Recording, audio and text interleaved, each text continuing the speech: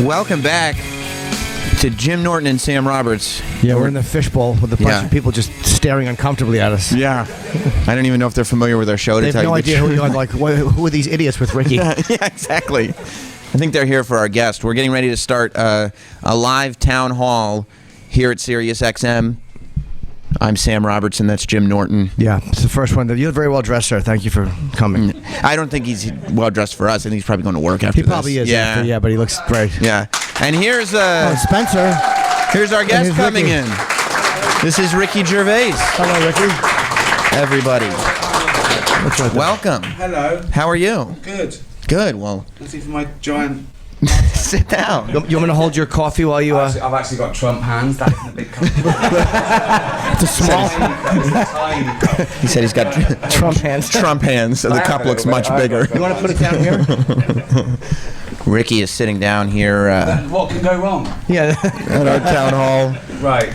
putting his beverage on our electronics. It's more intense than I thought. Yeah, This it's a is, high-up right? chair. I know, it's like psychological, no barriers or anything. It's just everyone. Oh, look at my sweatpants. Ah, you look good. Who cares? We're filming it. You look great. I know, yeah.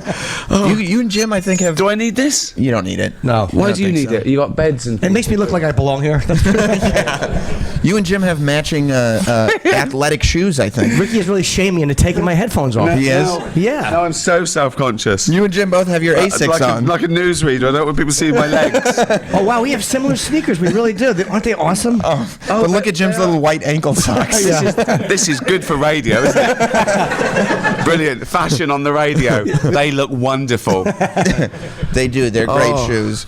Well, welcome, Ricky. Hello. And thank you for doing congratulations on the film. Being alive. On this being long. alive, yeah. Not dying. And being in America. Thank you. Yes, being in America. I've just landed yesterday. Yeah. How From was where? London. And what did you do when you were there? Were you just working or were you just kind of hanging out? What, in London? Yeah. I live there more than here. I live in Hampstead, leafy Hampstead. Are you doing stand-up when you're there? Yeah. That's what I've been doing the last few months there, doing warm-ups. You are? I've done about 50, and the tour starts.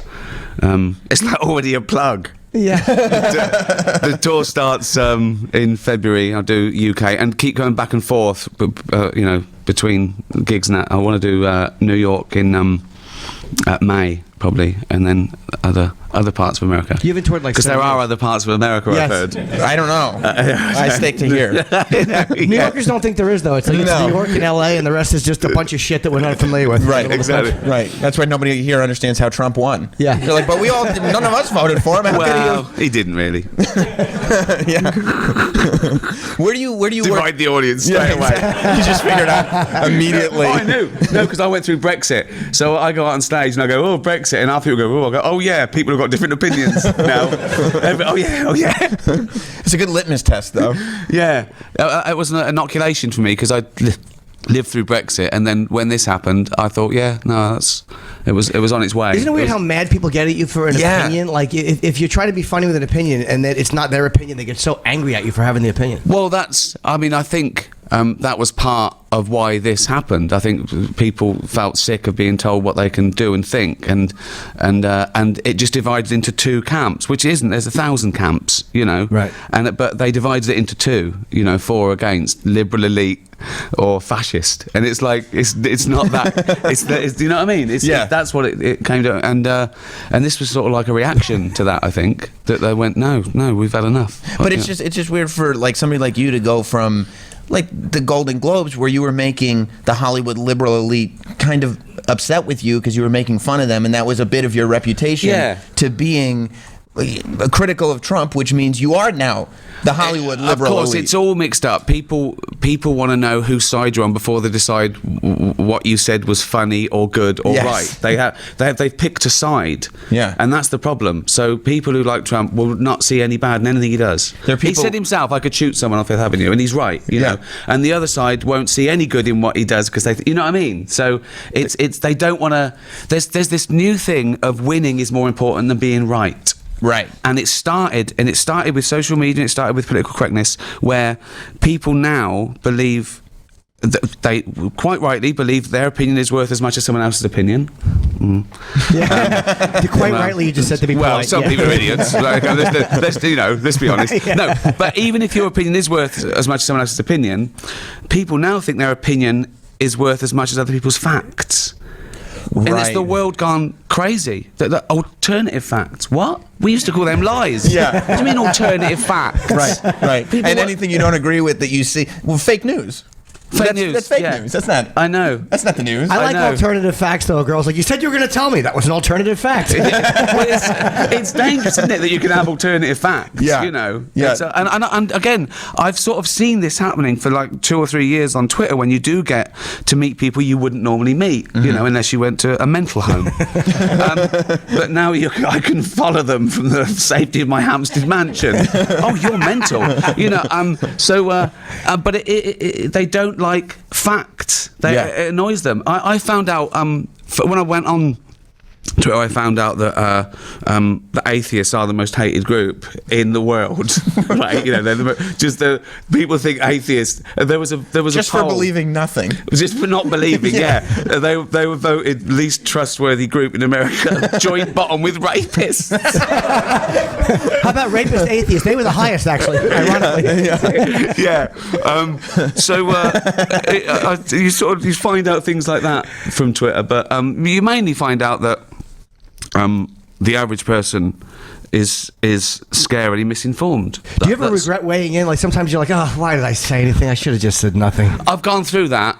The first time I went on Twitter, I'd do a tweet, and one person who disagreed with it or misunderstood it, it would take me all day to explain the tweet, right? Yeah. Then I got good at just doing the tweet, and now I just don't give a fuck, because someone's going to disagree with it. Someone's going to disagree with it just on principle. And people get in the way. They get in the way. You talk about something, and people get offended, and I try and explain to them that no, I'm not tweeting you, I'm just tweeting. It's like going into town and seeing a notice board and it says guitar lessons, and you go, I don't want fucking guitar lessons. Right? Well, no, do you know what I mean? Yes. And they just get in the way. It doesn't matter what you do, someone gets in the way. Like, I go, a terrible thing, I'll ban bullfighting. Someone goes, what about the kids in Syria? Yeah, but I only had what? Yes, yes. It's not an option. Who is this person going? I would save the ball, but I just saved a kid in Syria. So I've run out of all my saving abilities. I can only do one thing in my life, and I used it on the kid from Syria. Like it's a seesaw. Like you can't like one thing without disliking and it. And the people who say, "Oh, I've got a better cause," they don't do fuck all for that one either. Right. They're doing nothing, and they're going, "What about this?" Well, what are you doing? Nothing. Well, they're criticizing you. Of course, they're making it so that you. Yeah. So it's really volatile, and it's been going for a while. As a stand-up, though, you kind of sometimes you like a little. It's fun to convince people that they can laugh at something that they don't agree with. Like as a comic, you're up there telling them things that they're not going to agree with. I felt that was my thing. All my life, I felt that was my thing, making people laugh at things they didn't think they could. You know, taking a taboo subject and taking them by the hand through a scary forest and coming out the other way, because often offence came from people mistaking the target of a joke with a subject of a joke, and I like to deal in those taboo subjects because no harm can come from discussing contentious issues. You can do a joke about race without it being racist, and the more emotive the subject is, the harder it is for people to get over their thing, and I think that's been going a long time. But now, because of all this, whatever this is, I do find myself being like, my shtick used to be being the boorish guy who said the wrong thing arrogantly, stupidly, you know, and coming down on the wrong side for comic effect, and trusting that everyone in the audience got the irony.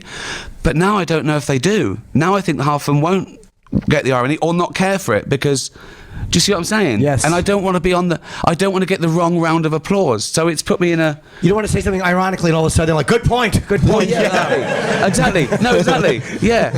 No. Well, no, not the... Don't you clap the ones with swastikas. No. No. Get out. Yeah. So it's funny. And the other thing that's come out of this year is I've never been political. I've never done political comedy. In fact, my second show was called Politics, and it was a sort of a piss take of those comedians who come out and just think it's enough to have a platform. Right. Where's the joke? Right. You know. So it was like me thinking I knew everything and getting it wrong. But now I've never been so political. Everyone's political. This last 6 months, everyone is political. You can't avoid it because something's happened that is really frightening or dangerous or or very great for some people. Yeah, of course. Yeah. But I don't know what these people who like. Well, okay, yeah, but it does depend what side you're on. It does depend, of course it does. Yeah, what's good for you? It's amazing that like you can't. There used to be a thing where if you could find the kernel of funny in the subject, regardless of whose expense it was at, if you could find that thing, you could get a crowd to laugh at it, because and you can't as much It should anymore. be non-partisan. Comedy is an intellectual pursuit. It shouldn't be always coming down on one side or platforming, because then it's not comedy anymore. It's rallying. I've heard comics come out, like Northern comics, bigoted comics we used to call them 70s comics, come out on stage, and they've just said things like, what are we going to do about all these fucking immigrants? And they get a round of applause, and I'm just going, where's the joke? He's not even doing a character. See, and I was thinking, what's the answer? Yeah. You know what I mean? So comedy should never have been that sort of thing. You're right, you've got to find the funny. And this thing about people say, they always said to me, punching up or punching down. Sometimes a joke isn't punching at all. Yeah. It can be a pun. It can just be funny. It can just be words. It doesn't. But now people are trying to find your side before they decide on whether they can laugh or like you or not. You know who's the master of walking that line too? Colin Quinn walks that line really well, and he had a funny joke about punching down. He said comedy never punches down, and I've read that from at least 50 people who've never done comedy, and he's absolutely right. Yeah, and it's the should. You should always punch up. Should, yeah, I know. It's really weird. I did a thing on Jimmy Fallon last time I was here, and it was about it wasn't weeing on him. Russians have got the tape of me weeing on Jimmy Fallon. I'm trying to get them to tape me, they won't. And I'm denying it. You just said you did. No, I didn't. No, fake news. Yeah, alternative facts. But you said it. That was an alternative. I was doing fake news. How about yourself? Yeah, it was locker room talk. Where's this locker room? Fucking prison. Where is it? Alcatraz. Where is this locker where people suddenly admit to crime? Yeah. Right, so I don't know why Joe Paterno couldn't get off on locker room talk. I don't know. Well, now you can just say it was just locker room talk. Yeah. Where was I?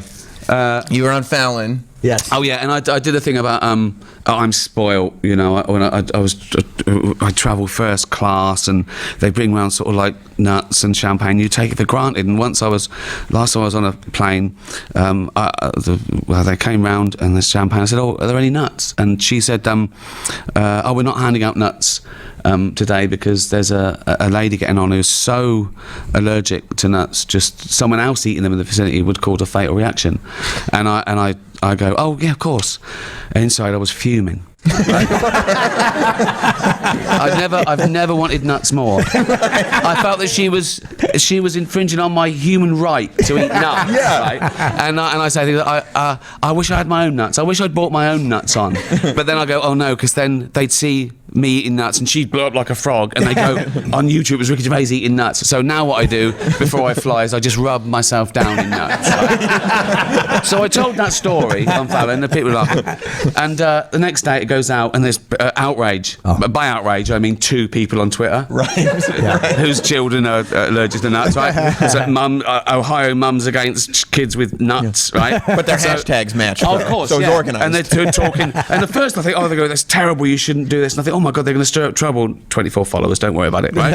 And then they're atting Jimmy Fallon and NBC and all this and that. And one of them did a little video of her daughter saying, Ricky Gervais, I have no... Delete, right? Right? So not even a fucking true story. Do you know what I mean? Right? So and then one of them got me. She said, "You should never make jokes about food allergies." And I should have left it, but I sent back, I make jokes about AIDS, famine, paedophilia, and the Holocaust.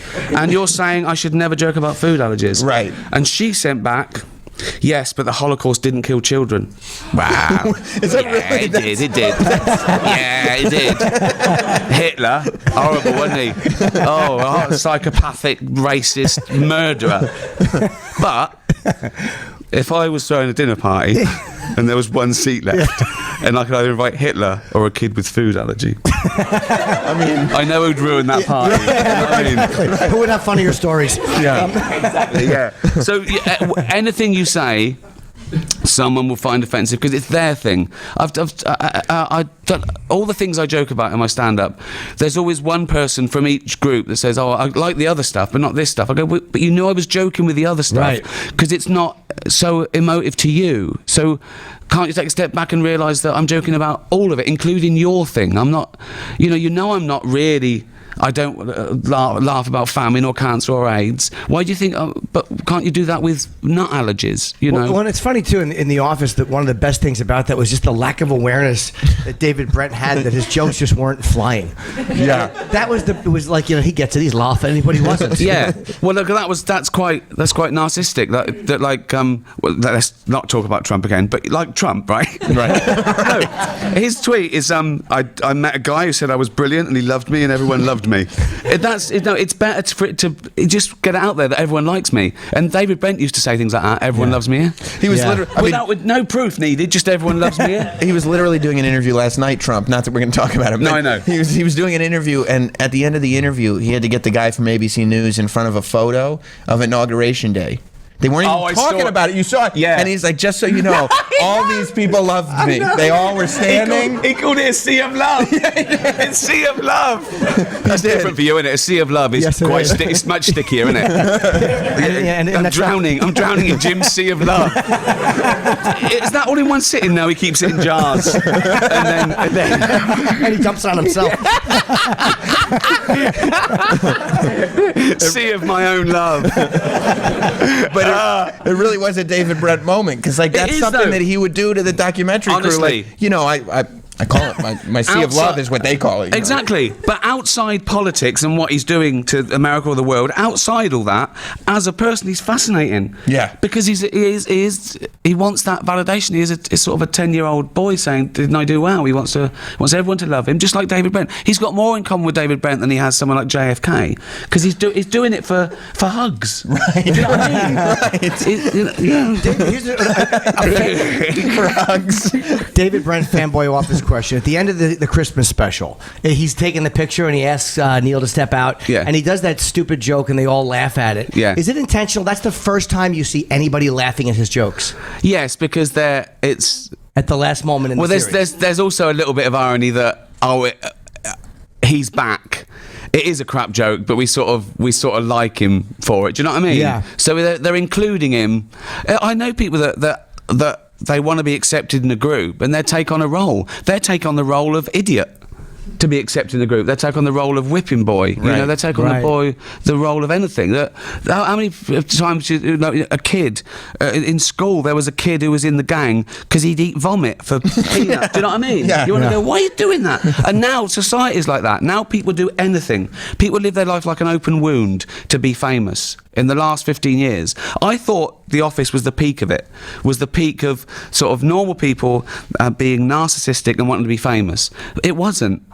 Now we look back on those as sort of quainter times. And so in the movie, David Brent is sort of outranked by the new narcissist, by these people who get on The Apprentice by saying, "I would destroy anyone who stands in my way." There's a new alpha male, there's a new cruelty, there's a new... Do you know what I mean? Well, the idea of celebrity is different too. It's like, because celebrities are less impressive because people get on YouTube and they do funny shit or they do crazy shit. And you're like, what makes you interesting? Well, what are you doing? Well, and they know that. And there's this unwritten sort of contract where people... Even documentary is more demanding and intrusive now, we wouldn't have heard about David Brent's breakdown in The Office. It was a politer time. But now documentaries say, well, you better show us your lowest ebb or you won't get on. Soon we'll have shows like Celebrity Enema. You know what I mean? But it's sad because they're just looking for something else. They're just looking for acceptance. Do you know what I mean? I do. And the movie, by the way, the movie is hilarious. Thank you. Life on the Road, which is, what is it? It comes out February 10th on Netflix. February 10th. It's really funny. Unlike we've been now. We've just been angry at the moment. No, it is very funny. It sounds like it's sort of social commentary. No, it's funny. But it is funny. It's just a man going through a bit of a breakdown, really. Yeah. Which is always hilarious. Yeah, it's great.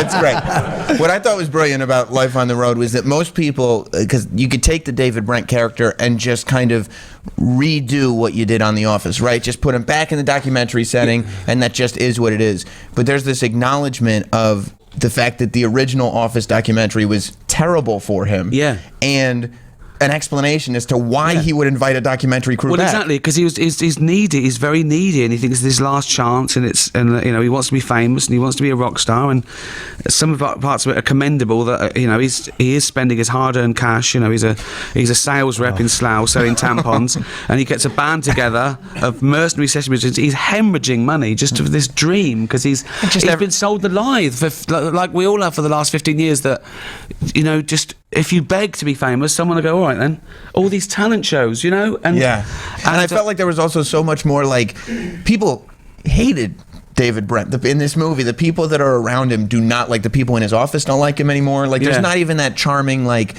whatever. The people in his office, and losers must be punished and squashed these days. Do you know what I mean? And that's what the band does too. And that's what the band does too. And it's sort of, it's not chastised anymore. But the thing is, I think the important thing is it's how the world's changed, because even though he's the same old David Brent, we sort of see a different side of him.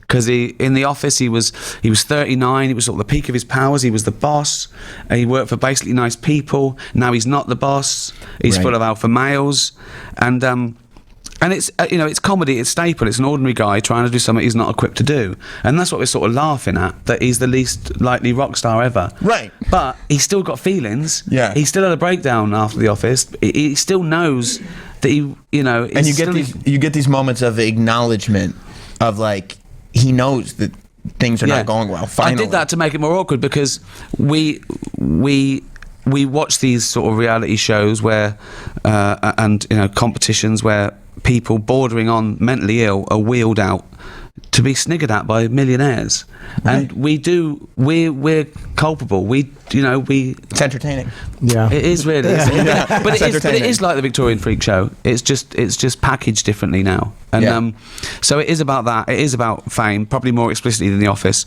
but it is about a man who needs a hug. And he's not that bad. He's not that bad a person, How was it touring musically as David Brent? That seemed like you're just living out a rock star. It's fantasy. It's amazing. Even though I'm very I'm a bad mic technique. I state that it's not me, it's David Brent's. This is not me trying to live vicariously through David Brent. But there's nothing more fun than playing to 5,000 people who are singing along to your stupid lyrics. It's crazy. It's like a Queen concert. They're in on the joke. They come along and they know it's a bloke who stepped out the telly for an hour. Right. But it's actually happening. You know what I mean? It is I am there. It's like, I suppose I feel like, I don't know, it's like theatre. There's still a fourth wall, because Brent can't acknowledge that all those people are loving it, so he still has to be a bit of a loser and a bit of a putz. But inside, it's hilarious. It's amazing, yeah. It's such a... I can see why people get addicted to being, a rock star, because it's crazy. Was there any of that, like, before you were doing comedy and TV, you were doing music? So is there any of that, at least on a relatable note, that you're like, I at one point wanted to be a pop star? I did want to be a pop star, and that was my mistake. I was 20, and I should have been wanting to be a musician. Right. And when I came to being a comedian, I learned from that I was a writer-director. I didn't just want to pop up on stuff. I didn't just want to be famous, or just, I wanted to create. That's sort of buzz for me. But no, it's not. I know it's not real. The day I release my own album called Ricky Gervais Sings the Blues, that's when you should shoot me. That's when a comedian does that, it's all over, innit? You can't go back after that. If you're trying to be sort of cool and sexy, and it's just. Is there anything worse than a comedian who thinks he's fucking sexy? It's horrible. Fuck it now. Do you know what I mean? Yeah. It's just, we shouldn't be cool. We mustn't be cool. No. And so, I know it's not me. But but it is still great fun, and I use it as another tool because I can play and I can write and I can sing, so that's all real. It's funny because when I did Ghost Town, people didn't say, "Oh, you want to be a dentist, really?" Do you know what I mean? Right. It's just because it's cool to be a rock star, they assume. But no, you write about what you know. I worked in an office for 10 years and wrote about it.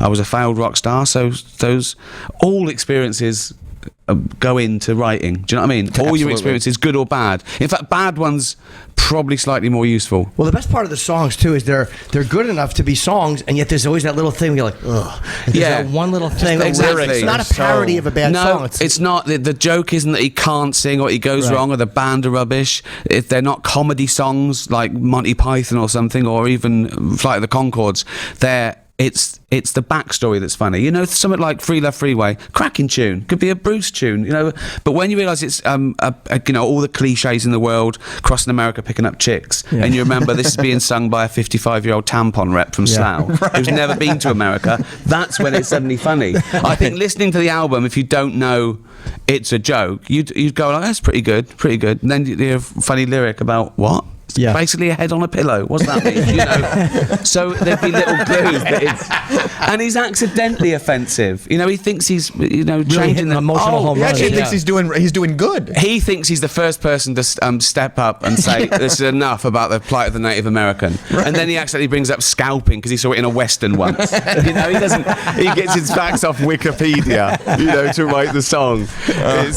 But yeah, no. You know, the music's real. It's all actually happening. I listened to Gypsy. I love that Lady Gypsy. I love that. The video though is just so perfectly. Oh, cheers! The fact that you're wearing a watch in it. Like, I didn't know he'd leave that on. Yeah. And he's dressed like some cross between Robin Hood and Gladiator. After 18 summers, what? I know. Well, that is a slight sort of parody of folk. I love folk music, right? And so they could never say when I was 18 years old. When I had known only 18 summers. They've got to go round the houses, you know, and it's all about the forest and wandering and meeting a girl in the woods. When did that happen? When would that? Well, apart from you do. I know. But, For the music video. She didn't know you were there. And she didn't want to be there. Oh, come on. Some of us got to walk home alone.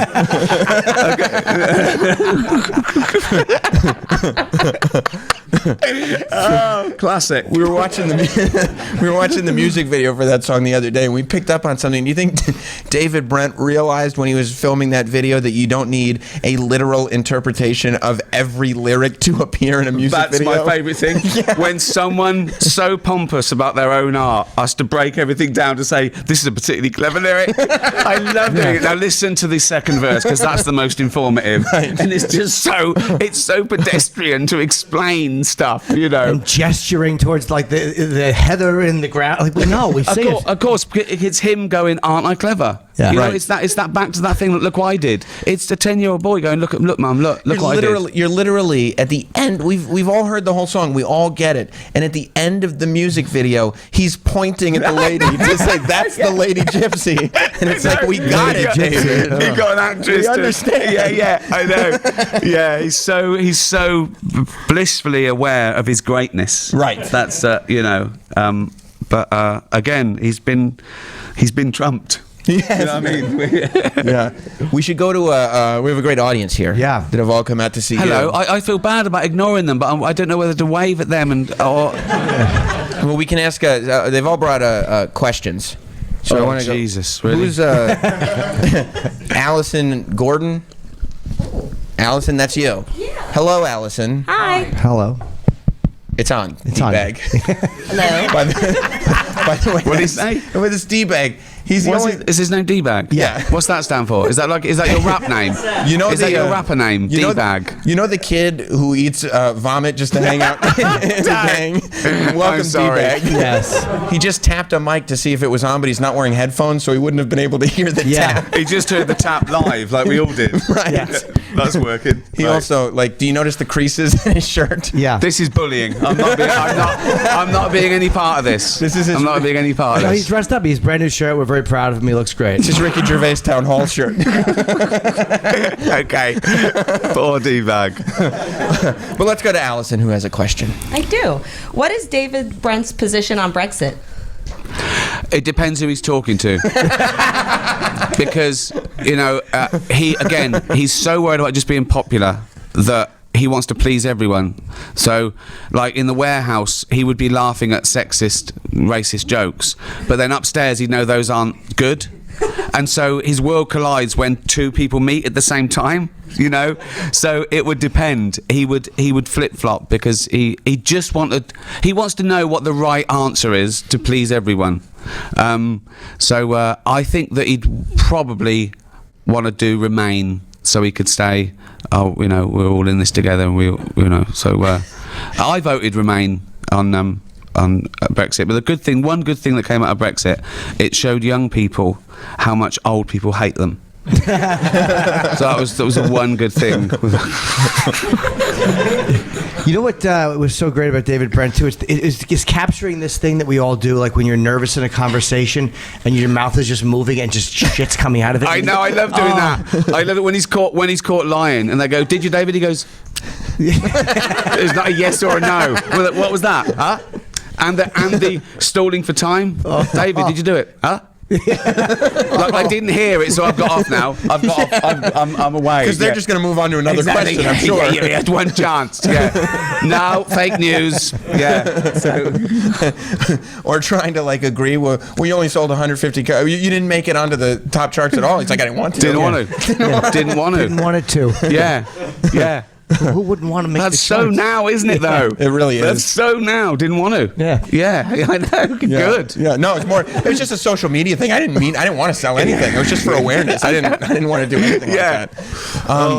What do you get surprised that there are celebrities like Mel Gibson just said that he's still upset with you about the Golden Globes. Like an article came out maybe a week ago that he wanted to hit you when you made fun of him at the Golden Globes. Does it surprise you that people who have accomplished as much as these celebrities have a skin that's so thin? It surprised me the first time I ever did it. I just thought, why do they care so much? What a little fat bloke from Reading is saying to them. You know what I mean? Yeah. But you make a conscious decision as the first time I did it. Do I pander to the 200 egos in the room or the 200 million people watching around the globe? No contest. Right. The people at home aren't winning awards. They're not millionaires, right? So what's in it for them? Well, it should be entertaining. So winning awards is not a spectator sport. I tried to make it one. And let's get it in context.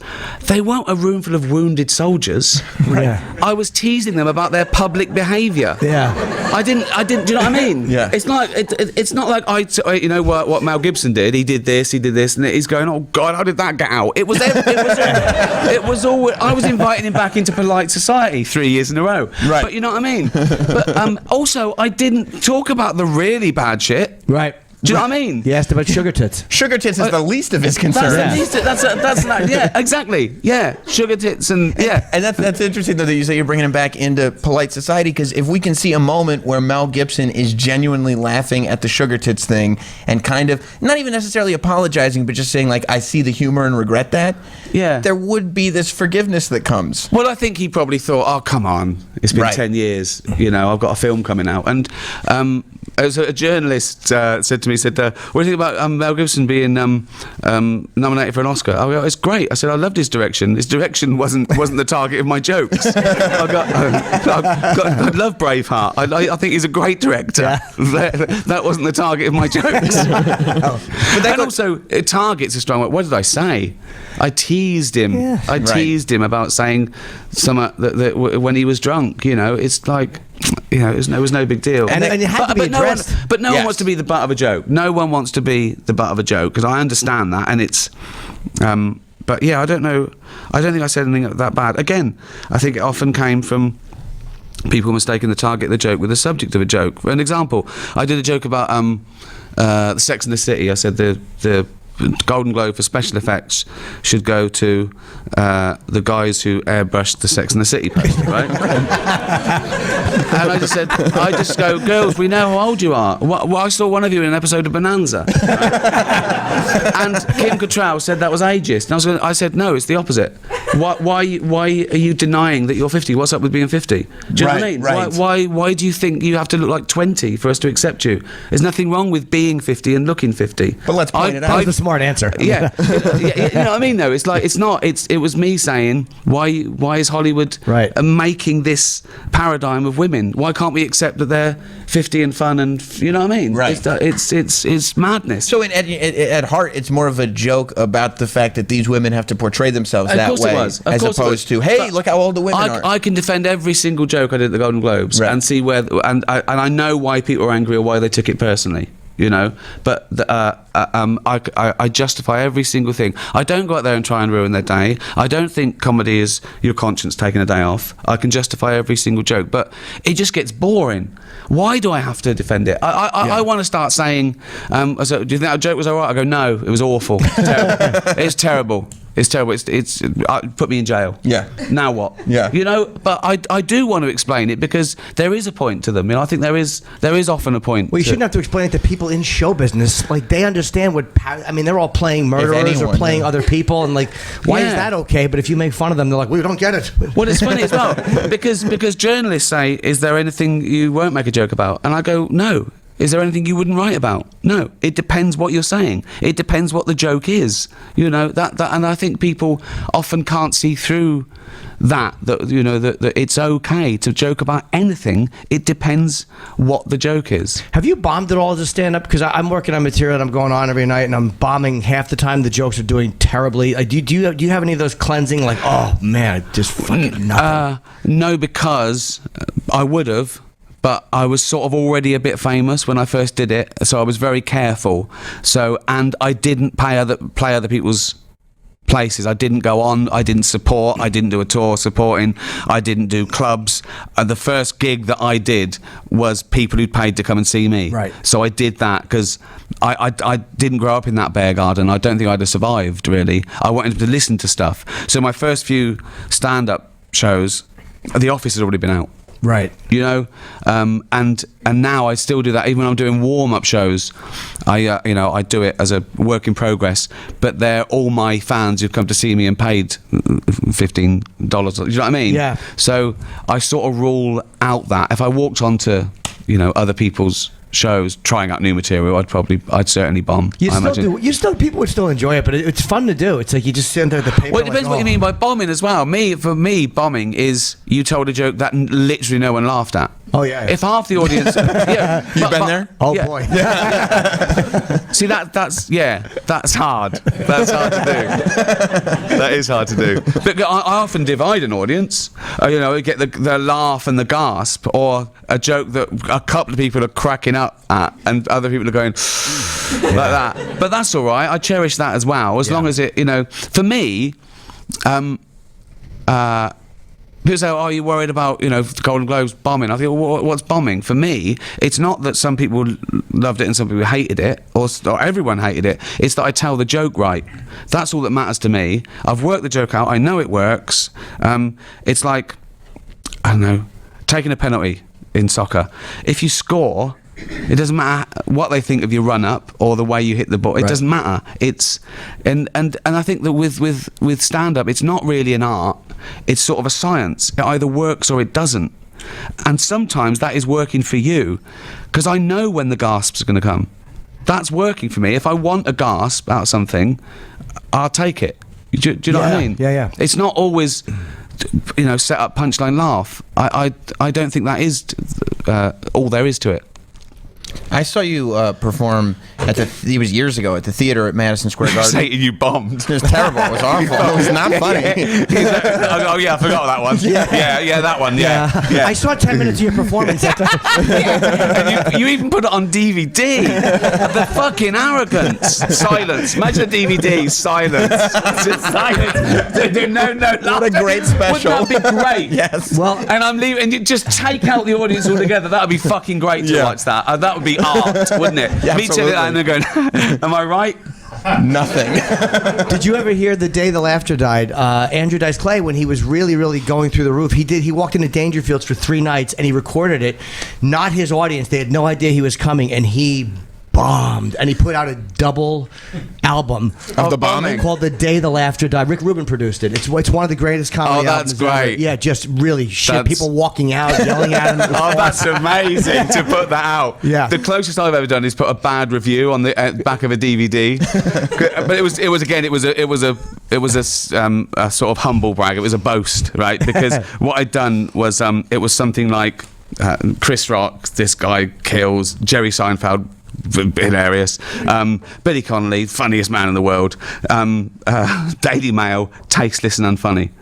And I just thought it was funny to put theirs after people in the business. But yeah, the putting it out a DVD that no one laughs on, that's amazing. It's great. Yeah, it's only a CD. There was no video, unfortunately, but it's just 3 nights in a row and he just put it together. Why do we like watching other people slightly die?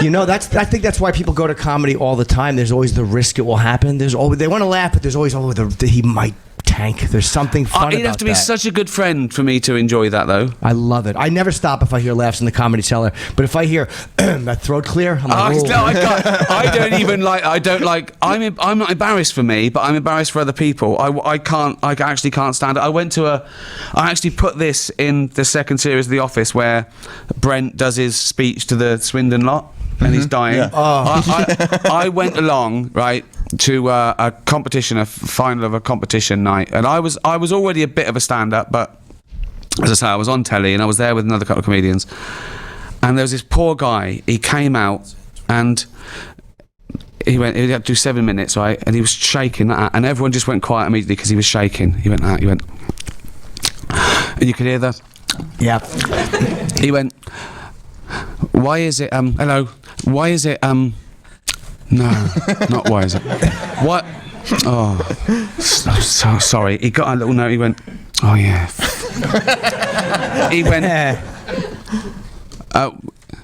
you know when you're in a cab, no, the cab, everyone really quiet. He went, and this is when he said, this was it, and I'm dying, and the other comics are fucking loving it, and I just didn't like it, right? And I'm going, oh God, poor guy. And then he went, I was meant to go on last.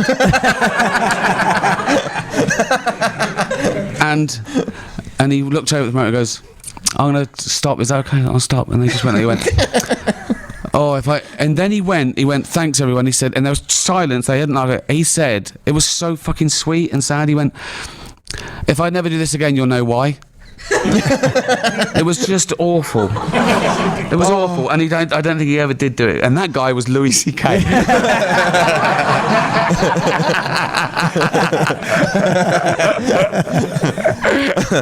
Oh, that's great. We should give another member of the audience an opportunity to ask a question. Mike Natter or Natter? Mike Natter. Yeah. I love this guy. Yeah, he's great, isn't he? Yeah. In the show Idiot Abroad, what was your favorite challenge you made Carl do, and have you done it yourself? Yes, I've done it myself many times. Well, not myself. It was when I persuaded Carl to have a rectal examination. It was just the funniest, because I was there as well, and usually I wasn't there. I was just watching the results. But him having a prostate exam was so funny. At one point he says to the bloke, you are a real doctor, aren't you? And I was just fucking crying that he'd think that I'd stitched him up, that I'd just get a bloke in off the street to stick his finger up his arse and then tell him afterwards, no, that wasn't a doctor, that was a chef that was a bloke who worked next door, right? So that was the funniest, because seeing it happen live, well, not literally, I didn't, but you know what I mean, but that was the funniest one for me. And yes, I've had it every year now for about 8 years. I was watching on YouTube a thing that you guys did, where I guess in England you say pet hate instead of pet peeve. Oh yeah. And they asked Carl, what's your worst pet hate? And he says when they sort of shit everywhere. I went, no, not's the worst thing a pet does, you fucking idiot. It doesn't mean that. What? I said, oh, you've never heard the term pet hate before. He went, no. I went, fucking hell. Ricky's face. He goes like when there's shit somewhere because there's shit in the house and you don't know where it is. And Ricky's like looking at him like, dude, friend shit in the house. Yeah, exactly. Not your pet. Are you doing anything with Carl? No, I think he's retired. He's retired from show business altogether. I think so. He moved to the country. Never wants to do it again. Is he retired, or did you force him out of the business? Well, no, he didn't know. I don't know really. It was hard enough to get him to do anything, and now I'm not pushing him to do anything. I don't think he will, but I don't know. I think he wanted to get enough money to get a house. Right. Literally that. Just whatever a house costs. Yeah, that's how much money I need to make. Right. Finger up the arse. Oh my God, that's the roof. The basement. The basement. Doctor, I need my basement decorated. I know what you mean.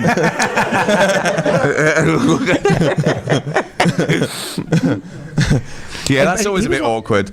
Once I was. Right. Go ahead. No. I've had so many embarrassing things. I don't know why we still haven't got over it. We're grown-up, liberal, intelligent, educated people, but still the point where the doctor says, could I give you a medical examination? I go, oh, yes, please. Yeah. And the worst thing is nowadays, because of all the stuff, we got loads of pedos in England, right? Classically in the 70s, everyone who ever worked in the 70s is a paedophile, apparently. You know, BBC, they're all coming out now. Jimmy Savile, the big Jimmy guy, right? Savile. I mean, we should have known. Jesus. Seen him like a fucking walking scarecrow, right? So they say, would you like a chaperone? Like someone else comes. I said, well, that make it worse.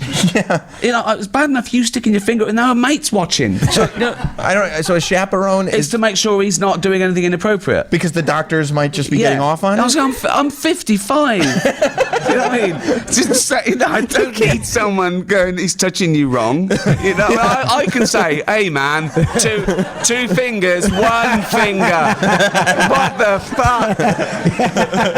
You haven't got any arms? What's that? No, but I was doing a rectal examination once, and it's awkward, and so they talk to make you sort of relax. And he said, big fan of Derek, by the way. So now he's talking about my big fan. I said, well, no, not now. Just do that and just let's get it over with. I was having a balls tested once by a doctor, and it was an elderly gentleman, you know, a very nice man, little moustache and everything, right? And he did it standing up. And usually they lay you down and then turn to your side, right? But this guy's standing up. So the doctor's sitting in the seat, like just sitting in a normal seat, and I'm standing with the trousers down ankles, and I'm nervous, right? So he's testing around, so I just asked a question, right? I said, what exactly are you looking for there, right? But that slowed things up. So I'm there, I'm standing there, right? Balls out, trousers out, and this doctor goes, well, so now he's sort of leaning back, and I'm standing there and I'm listening. He's going, well, we're looking around the epidermis with some of the lumps and also, and I'm thinking, I've just made this process twice as long. Yeah. Just shut up. As you're saying that, I'm making a mental note. Your chaperone's masturbating. Yeah, don't worry about him. Yeah. Jim just gets a job as a chaperone. Yeah. I just like to watch. Someone want a chaperone? Yeah. Push back, Ricky. Push back. You would think that if at 55, as a man, you needed a chaperone to say, doctor, no. Well, what kind of man? I've just thought of it, actually, that it would work, but then he wouldn't give it the choice to me. Because I was thinking then that where people sue and say, oh, he touched me for money, that I could be the one that was lying. I could be saying, he touched me. So the doctor would want a chaperone there to say I didn't. I just did the normal. For a witness. Yeah, Yeah, that's why to protect Would them. you like a witness? That's even scarier. Would you like a witness? No. Would you like an audience? Are you on Snapchat? Oh God! What are you doing? Doing it for YouTube? No, don't film it. So yeah, it's still awkward. It's still slightly awkward. I try and make a joke and make them laugh, but then it's like you're like flirting. Just being charming. Oh, look at you with your magic finger. Sorry. I was a doctor. Oh, doctor. Oh God. Let's go to another audience question. Bobby Harris, where are you? Bobby Harris is over here. He's going to ask a question. Hey, Ricky. Is there any truth to the rumors that we'll get more Derek episodes, even though there's been a finale? Never say never. It's probably the thing I miss most. Really, it was just I like being Derek, and I think it would be much more poignant this year than it probably was at the time. But I don't know. I always do like 2 series and a special, and by series I mean 6.5 hours, which is so lazy. Everything I've done, you know, the Office, Extras, Derek, Idiot Abroad. But having said that, I've done this movie. I'd like to think it's 50-50, because I'd hate not to do it just because I said I wouldn't, because you never know. But it's probably the thing I miss playing most out of everything I've ever done is Derek. Yeah, so maybe. Didn't you just get nominated? No, the thing that's just got nominated. It did when it was out. Yeah, it got a couple of Globes and Emmy nominations. Losing again. 23 Emmy nominations, and I've won 2. That's a terrible record, isn't it? See, as a comedian, I see the losses. Yeah, absolutely. Yeah, exactly. Yeah. 21 losses. I know. Yeah. Yeah. No, the Brent movie's just got a couple of nominations. Got the London Film Award and the National Film Award for Well, as we said, the movie comes out. But you February. guys don't care about those. Americans don't care about those do shitty British. The British ones now.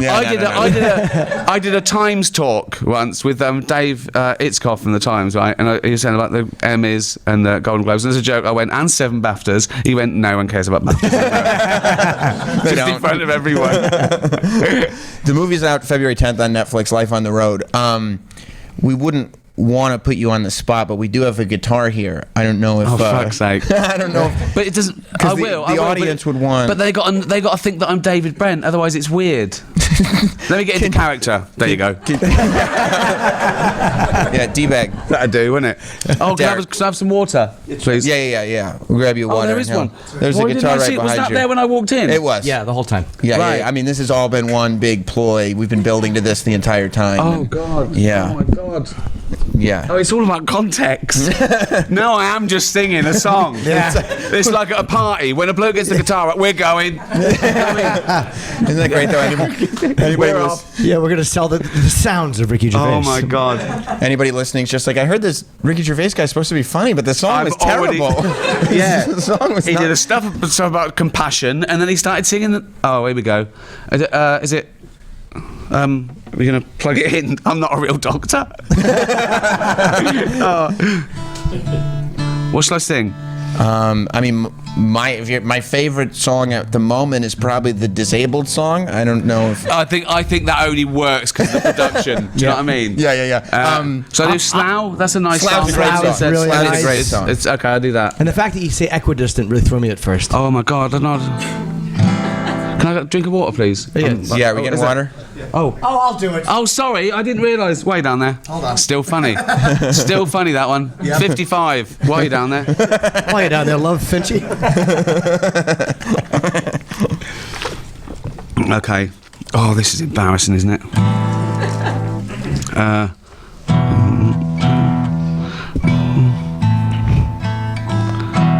can't remember it. Okay.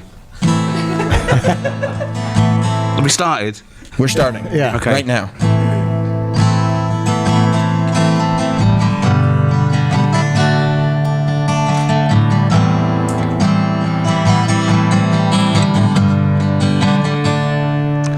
More convenient than a Tesco Express. Close to Windsor, but the property's less. It keeps the businesses of Britain great. It's got Europe's biggest trading estate. It doesn't matter where you're from. You wanna work, then come along. The station's just got a new floor, and the motorway runs by your door. And you know just where you're heading. It's equidistant between London and Reading. Whoa, Slough, my kind of town, I don't know how anyone could put you down. Whoa, Slough, my kind of town, I don't know how anyone could put you down. To the west you've got Taplow and Bray. You've got Hillingdon the other way. It's a brilliant place to live and work. It was in Bucks, now officially it's Berks. Don't believe what the critics say, like it's soulless and boring and grey. See for yourself what you're waiting for. We're on the Bath Road, that's the A4. And you know just where you're heading. It's equidistant between London and Reading. Whoa, Slough, my kind of town, I don't know how anyone could put you down. Whoa, Slough, my kind of town, I don't know how anyone could put you down. Slough,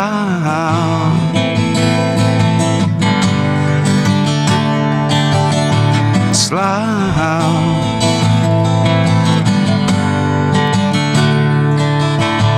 Slough. Whoa, Slough.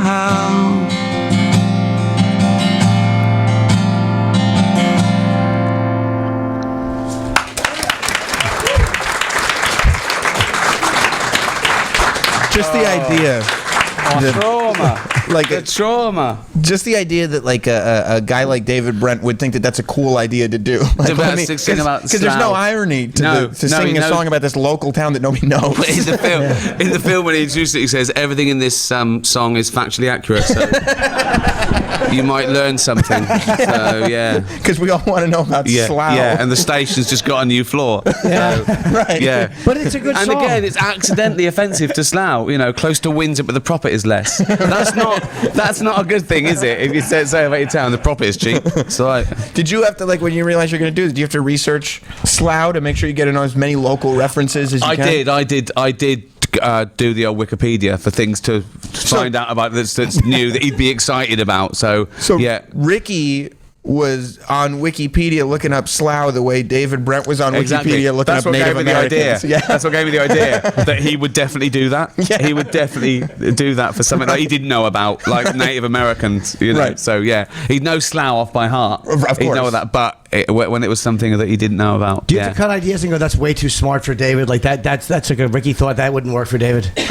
Yeah, you can't be. Yeah, you've got to write in the style of David. You cheat a little bit. The one that's cheating is the second verse to Lady Gypsy, because he probably wouldn't be stupid enough to leave in the argument with the gypsy, but it was too lovely to leave out the fact that this guy talking about this thing that may or may not have happened, that might be his fancy, but he left in the argument over the heather. So it's just, but that's the only one that's cheating. The others are songs that he could have written and would write, and you know, as I say, this fantasy of his, adolescent fantasy of crossing America, picking up chicks. Everything's a cliche. Of course, like, sold my shack in Memphis, bought me a Chevrolet. He doesn't know what he's talking about. It's all rock songs based on the lyrics of rock songs. Exactly that. Yeah. It's exactly that. It's rock eating itself. Yeah. It's like you're culturally appropriating. Like, exactly. Yeah. We have time for one more audience question. Let's go to John Lentz. Who's John Lentz?